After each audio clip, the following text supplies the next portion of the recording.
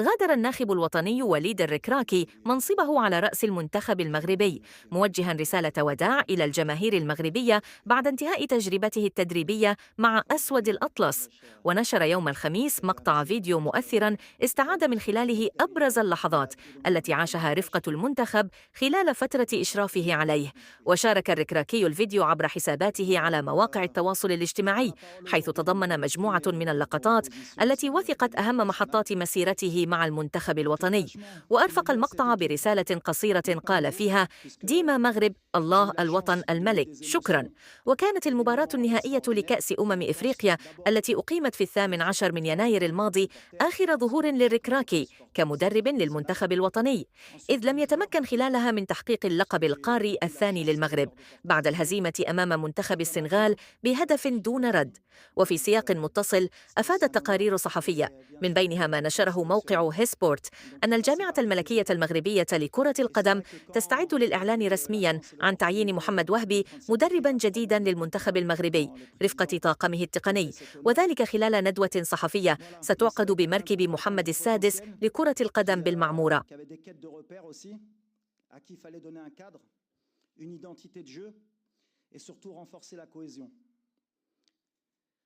L'objectif, c'était de faire grandir cette équipe, d'abord pour notre pays, mais surtout lui inculquer la culture de la gagne, qui était très importante pour moi. Ce qui est certain et sûr, et qu'on ne peut pas me retirer, c'est que j'ai toujours eu l'objectif de donner le meilleur de moi-même avec honnêteté et un engagement total. Je n'ai jamais transigé sur mon investissement et sur le sérieux que cette équipe mérite. Le travail accompli ensemble a permis d'atteindre des niveaux historiques. Une demi-finale de Coupe du Monde, une finale de Coupe d'Afrique après 22 ans et dernièrement la 8e place FIFA qui est le record pour notre pays. On est rentré dans le top 10 mondial, ce qui est extraordinaire. Et je suis certain qu'on atteindra beaucoup plus à l'avenir, Inch'Allah. Bien sûr, tout cela ne serait possible sans Sa Majesté, le roi Mohamed VI, que Dieu l'assiste, que je remercie sincèrement et respectueusement. La progression exceptionnelle du football marocain s'inscrit dans la vision éclairée, stratégique et ambitieuse portée par Sa Majesté. Les investissements dans les infrastructures et la modernisation de la gouvernance ont créé un environnement d'excellence. Cette stabilité institutionnelle a permis à la sélection nationale de viser plus haut et de s'installer durablement parmi les grandes nations. Dans le football de haut niveau, il existe des cycles. Alors, il y a beaucoup de gens qui ne vont pas comprendre, mais voilà, il y a des moments où la dynamique a besoin de nouveaux visages, d'une énergie différente, bien sûr, et d'un nouveau regard pour un nouveau sélectionneur. C'est pour ça qu'après avoir analysé cette situation avec lucidité, puisque j'ai pris quand même un certain temps, je pense sincèrement que l'équipe avait besoin d'un nouveau souffle avant la Coupe du Monde, d'une nouvelle vision pour continuer à progresser et atteindre les objectifs ambitieux de notre nation. Aujourd'hui, ma décision de partir s'inscrit dans une logique d'évolution de cette équipe. Cette décision n'est pas un renoncement, au contraire, mais un choix réfléchi pour le bien de notre pays et de notre football.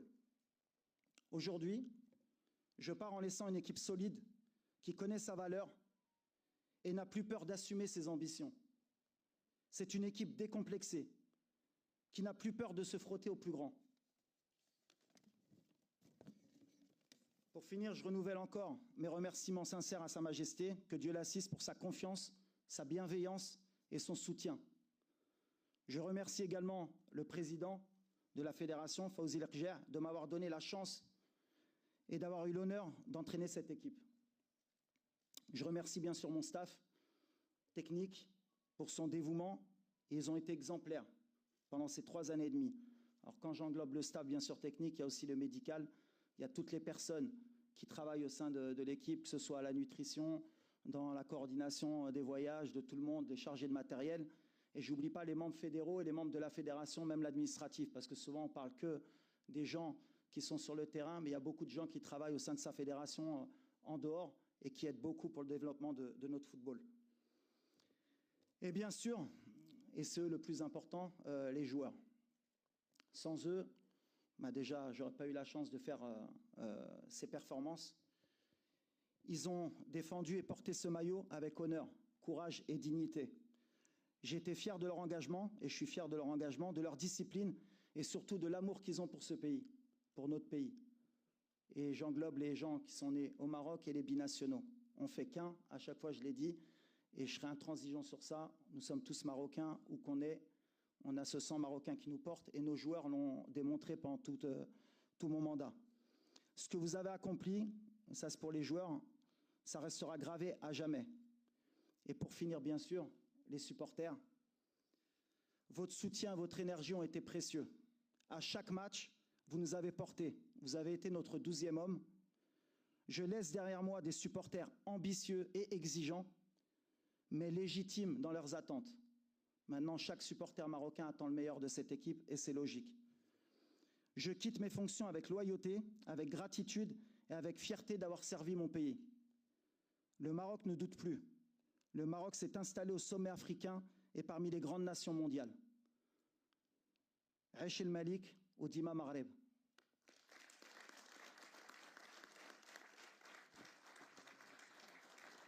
شكرا للسيد وليد الركراكي. كنظن بان كاينه هديه اللي غادي يقدمها رئيس الجامعه الملكيه المغربيه لكره القدم للسيد وليد الركراكي.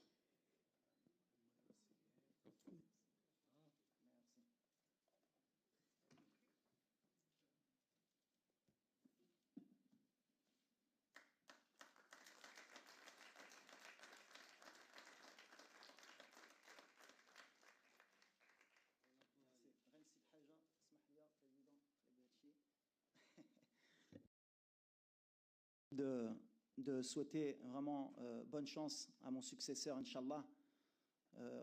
On sera tous derrière lui et on espère le meilleur. Et je suis persuadé que, Inch'Allah, il y aura de plus grandes choses qui arriveront, Inch'Allah. Voilà.